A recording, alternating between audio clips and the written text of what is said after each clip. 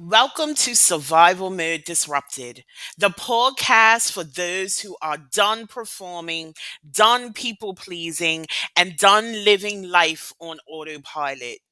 I'm your host, Letitia, the Survival Mode Disruptor, and this is where we create disruptive, unapologetic transformations for those who are ready to exit survival mode and reclaim their power.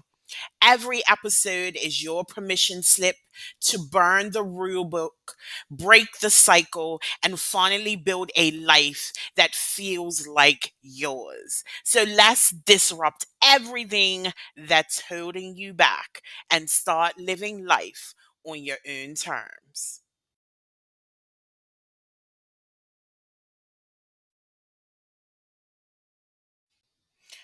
Welcome to Survival Mode Disrupted. This is your trigger warning.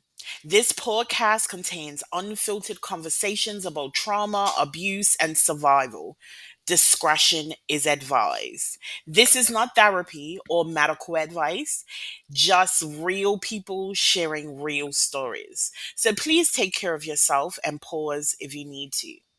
If this conversation hits home, grab the book Survival Mode Exit Plan, your raw, unapologetic blueprint to break free. Available now by scanning the QR code or clicking the link in the comments. Hello, hello, hello, and welcome back to another episode of Survival Mode Disrupted. I am your host, Letitia, the Survival Mode Disruptor, and today I have Darla with us. Darla, why don't you introduce yourself? Yes. First of all, Letitia, thank you so much for having me on this show. I'm super excited. My name is Darla Ridilla, and I'm a self love mentor. And I also have lived experience with narcissistic abuse recovery. I am super excited to be on this podcast. Survival Mode Disrupted is perfect because what I have found through my life is that I am a disruptor. I don't know if you're familiar with human design, but I recently had my chart done, and my purpose in life is to shake things up. And I've been told I've been too much my whole life. You're too much, you're too loud, you have no filter. And what I've realized, that's exactly how I'm supposed to be. I can do it with love. I don't have to be a bull in a china shop. But in sharing my story, how I recovered from that and helping other women, it's become such a passion for me. And I had to have some tough love. I get it from the coach I'm with now. And, it's really helped me to see things. To give you some background on where I came from, I started out in a dysfunctional family. My father, I suspect, was bipolar. And so there was this pattern that I learned from childhood of always walking on eggshells, always anxious, never knew what version of dad's going to show up. He was very abusive, and to be totally vulnerable, there was many abuses, mostly mental, some physical, some sexual, but mostly mental.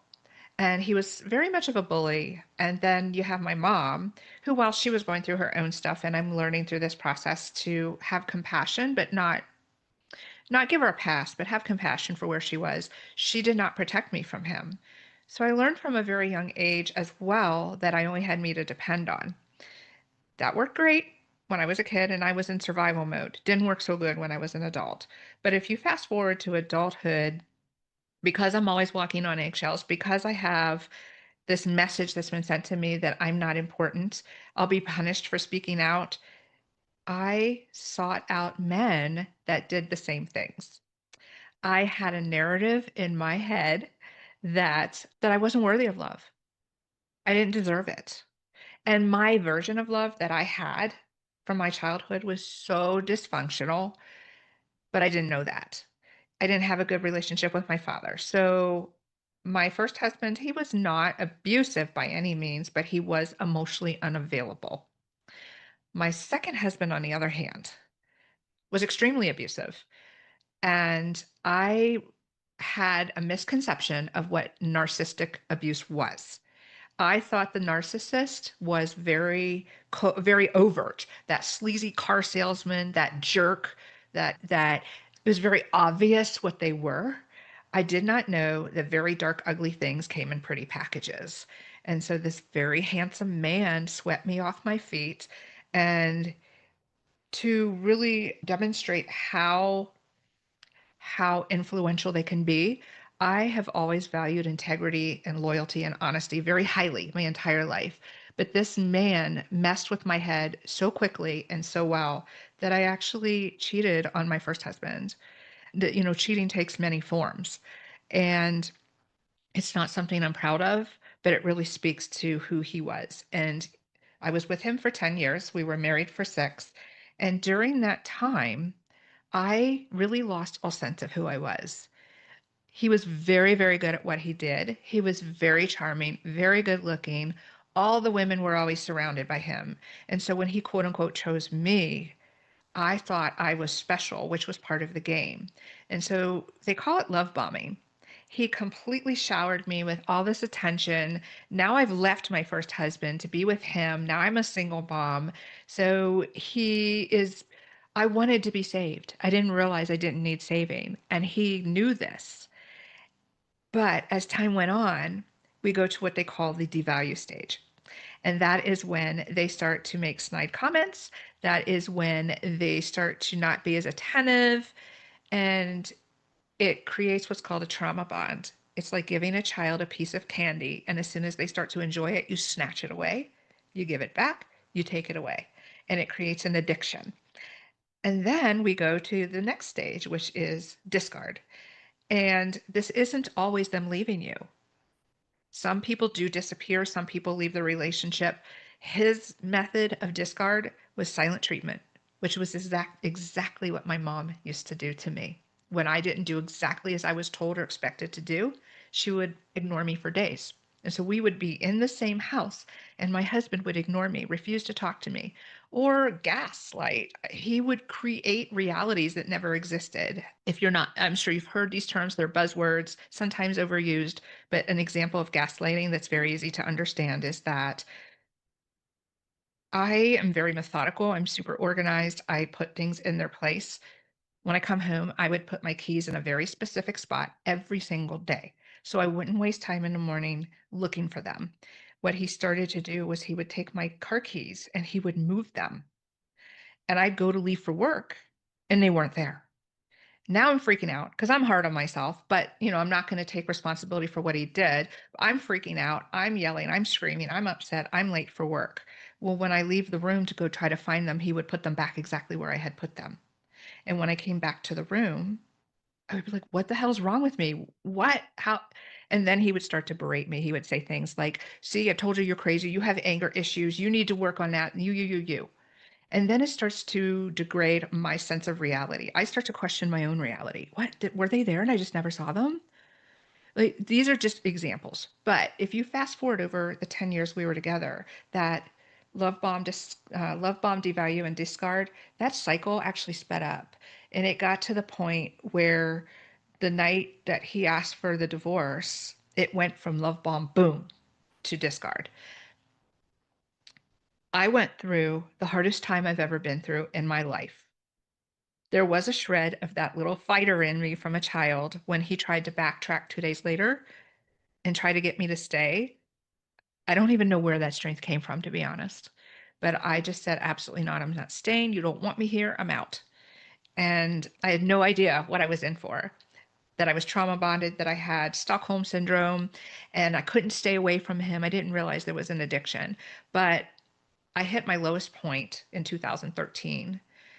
I I was devastated by the divorce that was we were going through.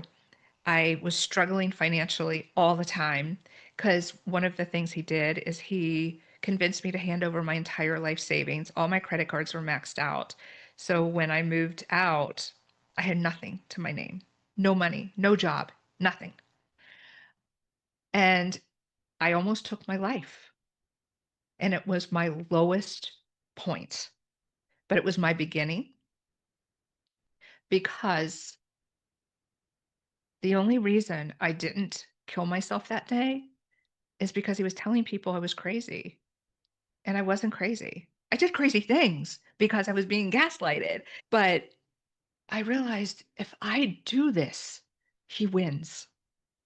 He has fuel for his fire, and I'm not here to say, but this isn't true. And I wish I could say it was because I didn't want my daughter to be devastated and my, people that I cared about, but it wasn't that at all. But thank God it was that reason. And it was in that moment I completely surrendered to my higher power. And I said, I have no idea how to fix this. I don't know what is happening. But if I get up off this floor, if I don't do this, you better show me the way because I won't be on this earth very long if you don't. And it's in that moment that the counselor came into my life and she got me to understand I had been in an abusive relationship. And I fully denied it outright. I had another friend who was also a licensed therapist who told me that not only is he a narcissist, a malignant narcissist, but he's a psychopath. And of course, no, I rejected that as well. But as I started to get more in touch with who I was, I realized that they were all true. Now, the funny thing about narcissism is sometimes we go for another round or two, and I did that. I went several years and did not have any relationship with a narcissist. I did get married again to an emotionally unavailable man. And then between 2020 and 22, I got involved with two more. And it was the last one that I ended 2 years ago, really, I think was even though it was the one that was not as damaging, it was the one that woke me up the most. This is the 3rd time. What is happening here? Why do you keep doing this? You've been working. Your personal journey started the moment that you didn't kill yourself. And you've done so much and you've come so far. So why does this keep happening? It was all so serendipitous. This past year and a half, 2 years has been amazing because a month after I broke up with my last narcissist, it was the holiday season, and I decided to go out of town over Thanksgiving and Christmas.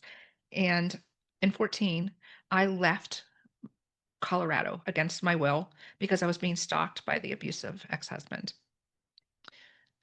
I went to Ouray, Colorado for Thanksgiving. And deep down, I knew you crossed this border. I had gone to, I'd gone to Cortez the month before to see the eclipse, but I knew if I came back here for vacation, I knew I was walking on thin ice. I was going to want to come back. And there's a whole story to that, but my dog absolutely fell in love with the dog park on the way home from Ouray and a Durango.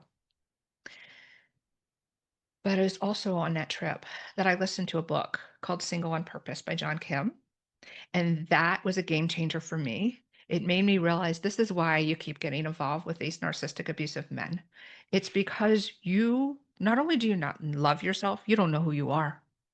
You have no idea who you are. And as women, we do that. We give away pieces of ourselves all the time.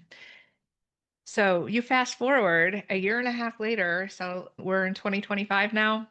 January of this year, I went camping, shut down. I do this frequently because I work with trauma. So I will go camping and shut my phone off for 3 days. And that's when we get our downloads. That's when we get our wisdom. And I realized that it was time to move back. It was time to come back to Colorado. Yes, my ex is still in Colorado to my knowledge. Yes, there potentially could be danger. But the fear and terror I felt in 14 is no longer there. I decided I'm giving my power away by staying out of the state I love more than anything. And it's why I moved to 3 states in 10 years because I'm running and I'm done. I'm done running. And so I moved back here in March. Not only because I'm working with an intuitive coach, but I've noticed that the energy shift because when we decide to take back our power, when we decide to get to know who we are, when we decide that our standards aren't too high, in fact, mine were too low.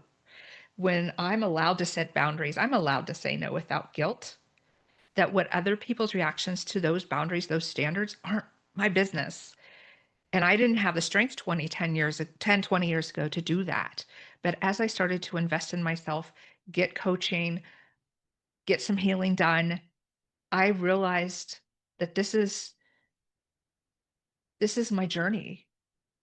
I also realized that this journey wasn't in vain because I wouldn't want to go back and overdo it over again. But because I have done it, I have so much wisdom. Narcissistic abuse is often misunderstood. It's often not by even a licensed therapist, which has happened to me, where they don't understand the brainwashing that occurs and that you have to be deprogrammed. It's just not a matter of just get over it. It doesn't go like that.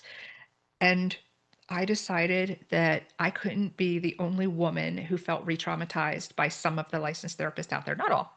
There's some great ones out there. And I decided that I was going to help other women. And through that process, realized that it really came down to self-love. I'm not at fault for any abuse I've ever had, but my part in it was being attracted to that person and not really understanding why.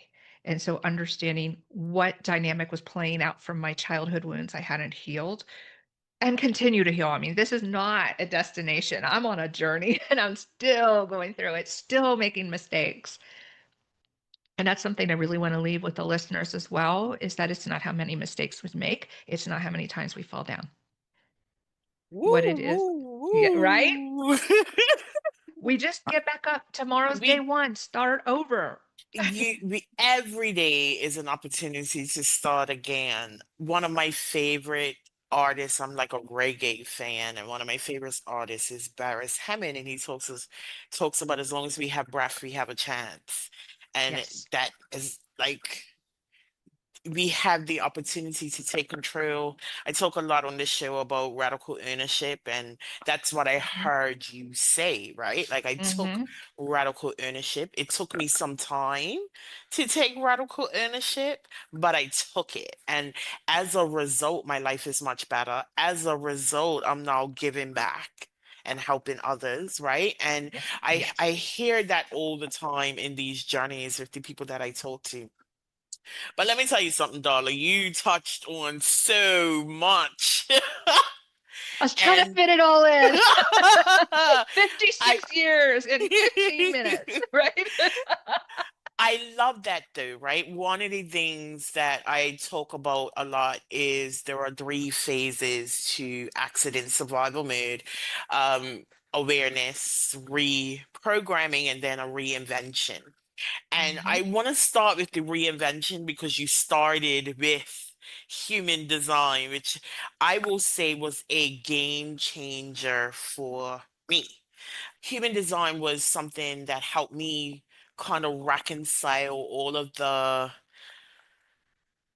parts of myself that I never truly accepted because someone considered it too much. Someone considered it a bad thing. And Mhm. I recognize as I've built my business, as I've really worked on my growth, that and learned more about my human design, that all of these parts of me were are strategically designed for my purpose, right? I'm a Mhm. maverick in the human design. And Yes. then I saw that word, it was like a relief. Like now this makes Yeah. sense, right? And like we spoke, you said you're a disruptor.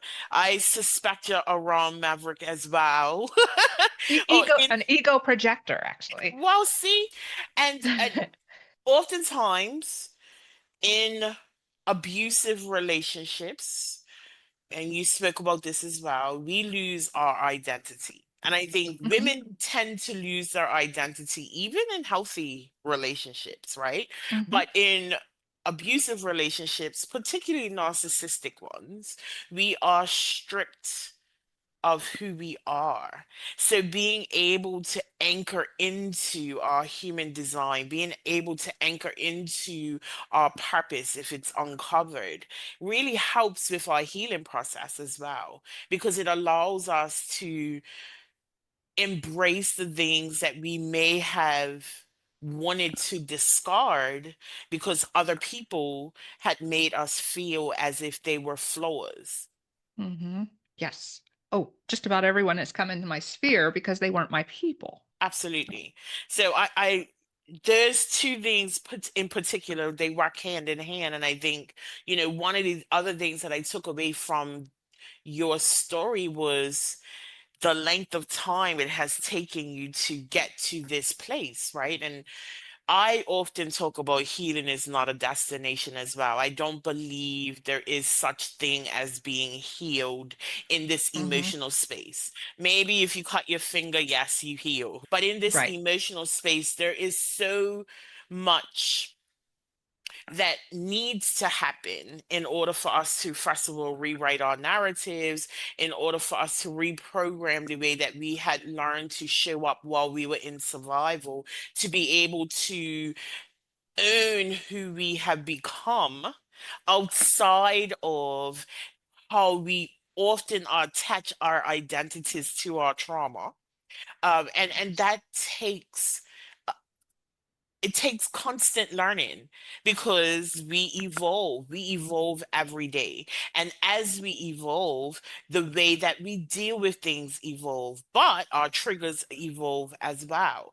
And it's being able to constantly be able to navigate that in a space that also serves us and serves our healing, which is just like a whole journey in itself. Hmm. Yeah. Yeah.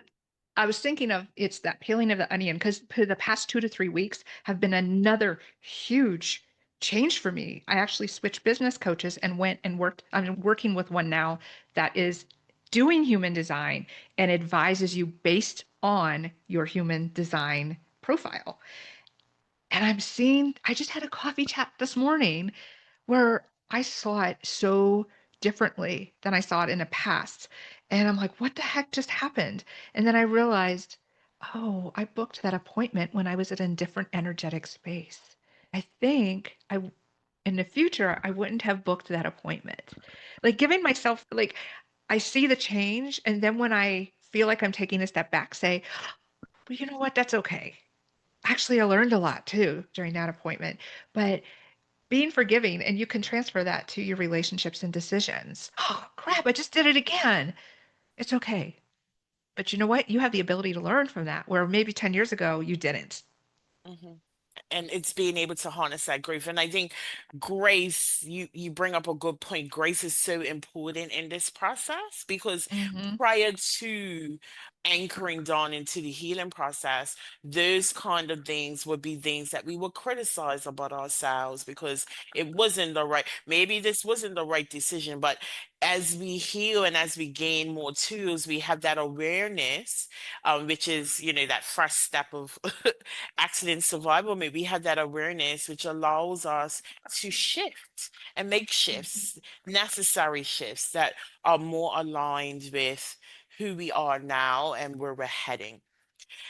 So I want to circle back now to the love bombing and the Stockholm syndrome. One of the Yes. things that I mention often and frustrates me quite a bit is the ignorance, the societal ignorance in relation to abuse. And as a result, we hear a lot of victim shaming, we hear a lot of Hmm. dismissal of people's experiences.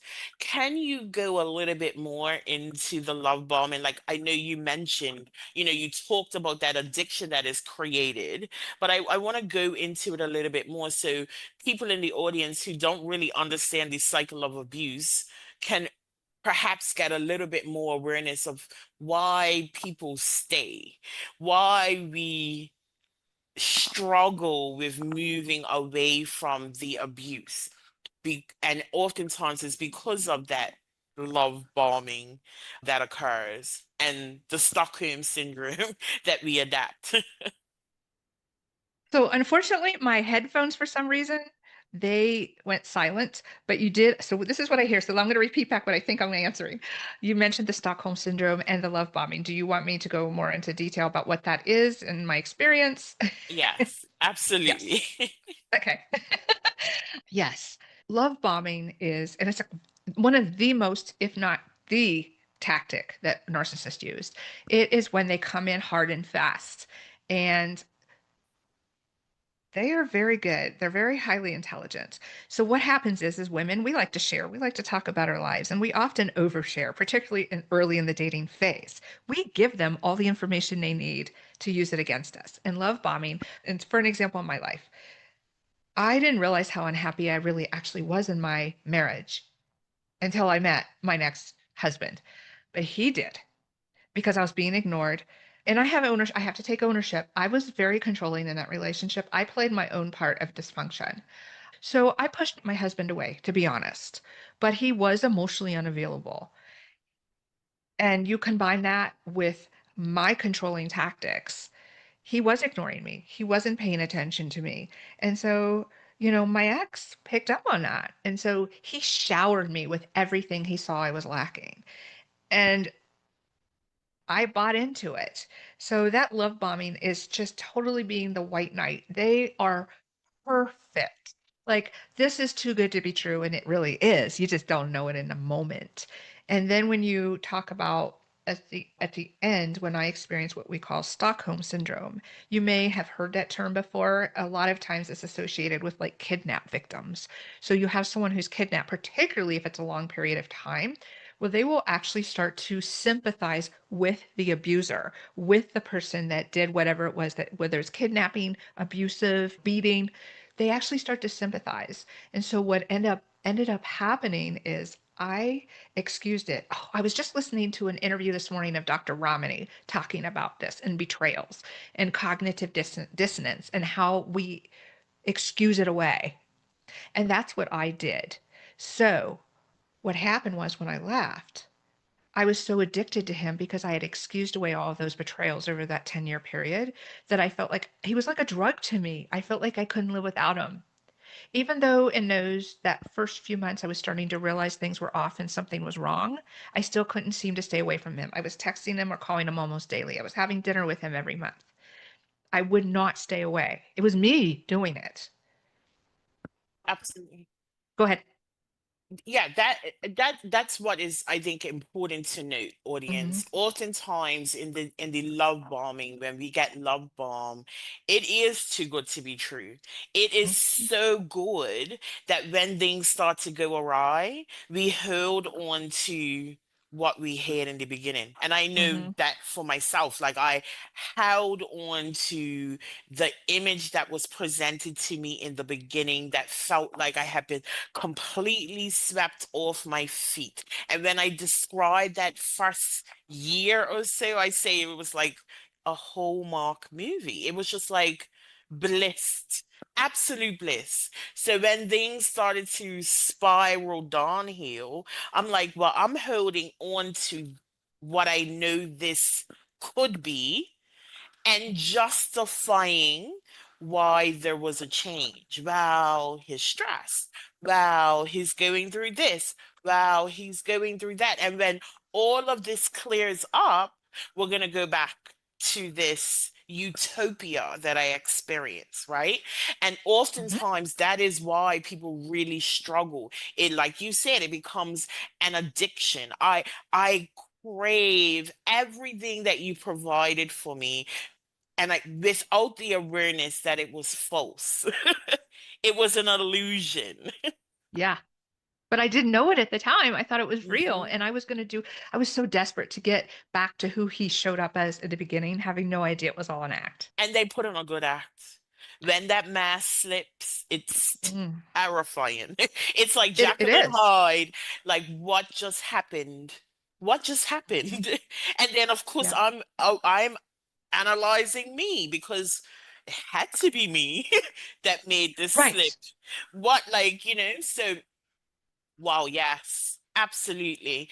And then going back to, so we've talked about the awareness, we talked Hmm. about the reprogramming, we mentioned that loss of identity, which is why when we are on our healing journey, that need for that reinvention is so important. It's not about discarding who you are completely, but it's Right. letting go of the pieces of you that were created in order for you to survive the situation, which then often holds on to the trauma, which then often holds on to those narratives, which then keeps us stuck. Yeah.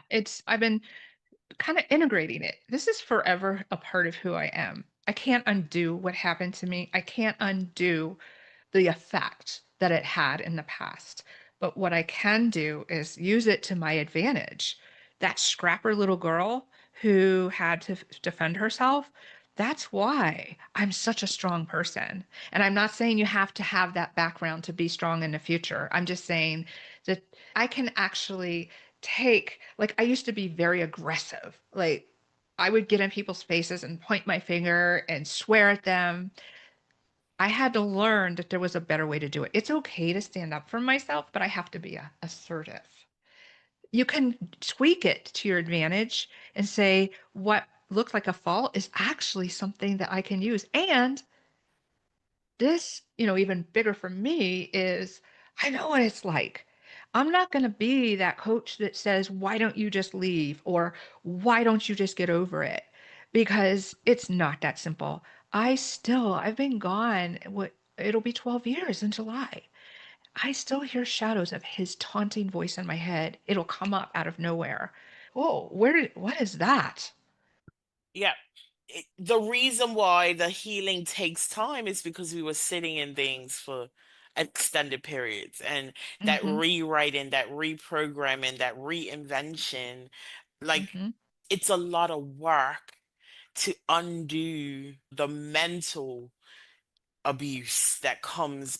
And you talked about, I experienced this from childhood. So, you're rewriting decades, Yes. decades, Yes.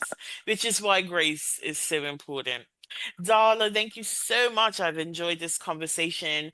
Why don't you tell us how we can connect with you, how you work with clients? Yes. So everything can be found on my website. It's highvaluewoman.info. I have a podcast myself called You Have the Power: The Road to Recovery from Trauma and Narcissistic Abuse. All my social media is on my website. I was actually blown away when you used the word reinvention because literally this week I launched a 90-day coaching program called the 90-day reinvention. Like, whoa, that was a universe kind of thing, right? And so, yes, I do work with women either individually or in groups, really to help them get in touch with who they are and heal those childhood wounds. I love that. I love that. So I'll make sure all of that information is in the show notes. But before we wrap it all up, one last takeaway for the audience to action. I would say let's go back to that grace because I think that's really been my biggest lesson is it's okay to make mistakes. In fact, sometimes those are actually your launching pad for progress. So have grace, be okay with it, and don't beat yourself up. Give yourself grace, listeners.